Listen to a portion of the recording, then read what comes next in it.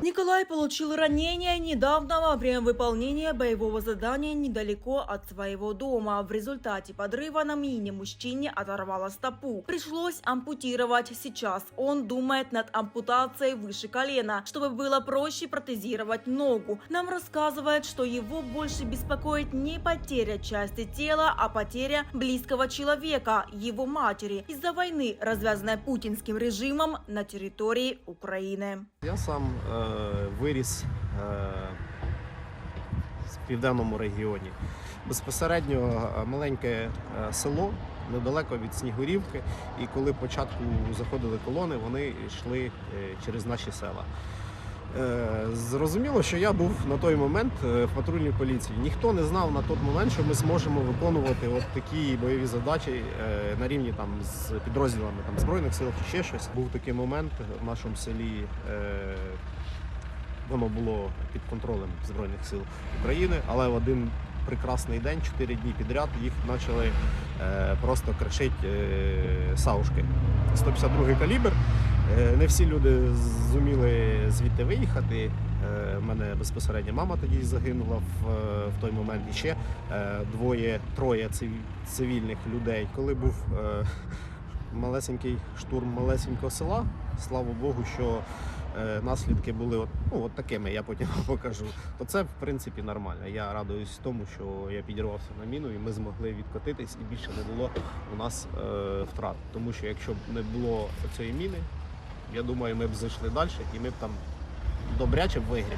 В биту, якщо в приміщенні, я можу так, мені невдобно трошечки, але я можу так ставати. Тобто я можу вам отак, щоб ви зрозуміли, я трошки... І трошки ходите, так? Але я не зможу там швидко переходити.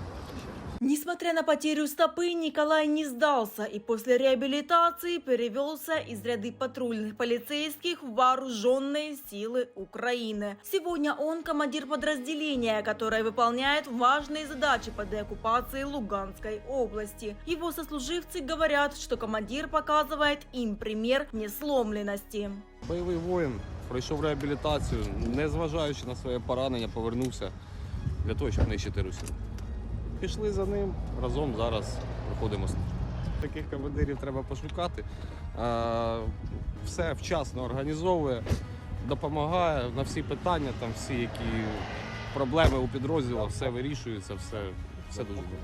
Тысячи бойцов, таких как Александр и Николай, Новый год, семейный праздник, встретили не дома в кругу семьи, а с побратимами в окопах с оружием в руках, отбивая атаки россиян и защищая сотни тысяч украинцев в тылу. Поддержать их приехали волонтеры и привезли больше 10 тонн оливье, а также фруктов. А для Николая пригнали из Нидерландов полноприводный пикап с автоматической коробкой передач. Коли людина робить свою справу і робить дуже якісно по всьому фронту, і після такого тяжкого поранення є жінка, є дитинка маленька, і він має що сказати ворогу, і робить це кожен день, і вона йому буде в нагоді, я це відчуваю. А якщо ж з цією машиною щось станеться, ми знайдемо ще машину, ще приженемо. Ми вже так довго шукати не будемо. 10 тонн праздничного блюда оливье доставили по всей границе Украины. Традицию готовить салат для солдат основали в 2014 году после начала войны на Донбассе. И в этом году не могли не повторить, ведь теперь в нашей стране полномасштабное вторжение Российской Федерации.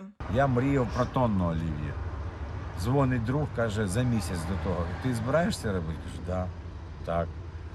Скільки тонну? Скільки тобі на тонну треба ковбаси? 240 кілограм. Це найдорожчий інгредієнт.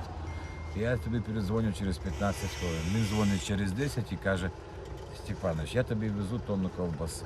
Я говорю, ти не зрозумів, мені треба 240 кілограм на тонну. Каже, ти мене не зрозумів. І коли він приїхав після 2 інсультів, в 62 роки, з машиною з тонною ковбаси, на цей час це вже була 3-я тонна ковбаси. Позвонив він, мій друг, для мене він був слава. 15 років ми бачились на якихось заходах, на концертах, десь на відпочинку. Я не знав, що він став головою адміністрації Верховної Ради України. І каже, у мене є 3 столовки, скільки треба людей, я зберу, чи можу допомогти. Каже, 13 тисяч яєць відварити, почистити і нарізати на олів'є кубиками.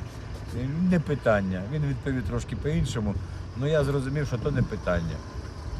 Приїхали, забрали, відварили. Каже, тут не 13, тут 14 400. Ну, хлопці так дали, скільки було, стільки завезли.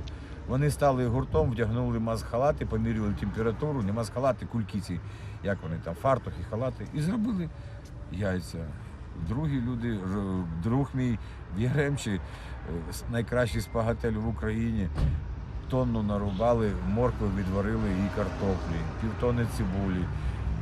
Заслужена артистка України Ніна Матвієнка в своїх роках різала цибулю, плакала від щастя и за доли хлопцев. С каждым годом праздничный салат стараются приготовить как можно больше, и каждый год волонтеры устанавливают новый личный рекорд. Так в этом году получилось сделать на 2,5 тонны больше, чем в прошлом году. Все тары подписаны с наилучшими пожеланиями либо главнокомандующим Вооруженных сил Украины Валерием Залужным, либо президентом Украины Владимиром Зеленским. Для армейцев на передовой это очень приятно знать, что об их самопожертвовании в празднике помнит и знает вся Украина.